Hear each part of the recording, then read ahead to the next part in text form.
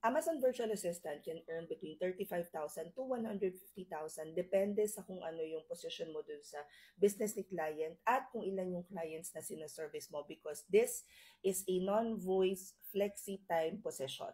And for those who are not yet familiar, Amazon is a marketplace ng mga nagbebenta online. So it's very similar do sa mga pinagsha-shoppingan natin dito sa lokal, but si Amazon kasi is global.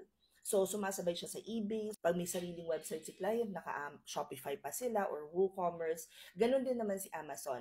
Pero, mas maganda kay Amazon kasi nakaset up na dun sa marketplace, dun sa mismong platform, yung mga kailangan ng mga nag-online selling.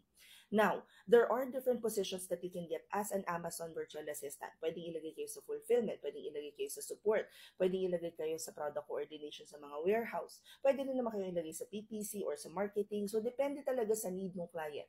Remember that people pay for solutions. Right now, Amazon is becoming one of the largest e-commerce businesses because ang dami sa US na nagtuturo paano magbenta sa Amazon as a form of side hustle. And because of that, dumadami din yung need para sa mga virtual assistants. Kasi nga, they want to make this as passive as possible. Kaya, instead na sila yung gumawa ng mga tasks na yun, ina-outsource na lang nila. Dito ngayon pumapasok yung mga positions na nakukuha natin as Amazon Virtual Assistants. Depende kung ano yung i-offer mo na solution sa client. And the very first thing that you need to learn if you want to become an Amazon virtual assistant is paano nila nakukuha yung products. Ito yung tinatawag na product sourcing.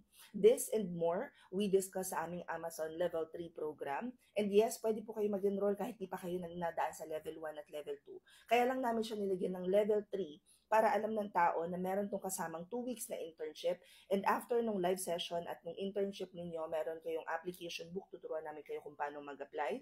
Also, nakipag-tie up kami with Fast Track FBA kung saan i-refer kayo kapag katapos ng training pero hindi namin ginagaranti na kayo ay matatanggap. Tutulungan lang namin kayo. Kahit na may clients na kayo, oo, tinutulungan pa rin namin. Ganun ka. The success of our mentees is how we measure our own success. Anyway, if you guys wanna join, punta lang kayo sa profile ko, i-click nyo lang tong link sa bio ko. Pagkatapos, bubuksan nito yung page na to.